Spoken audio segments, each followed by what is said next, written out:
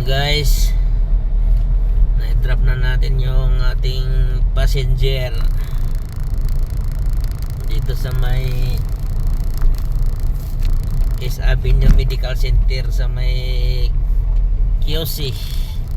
Ay, meron ulit tayo ng booking guys. Balik ulit tayo ito sa labi.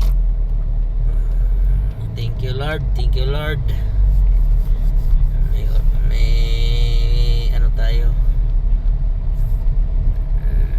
dito na siguro sana. Nandito na siya sa labas dito guys sa may ano entrance.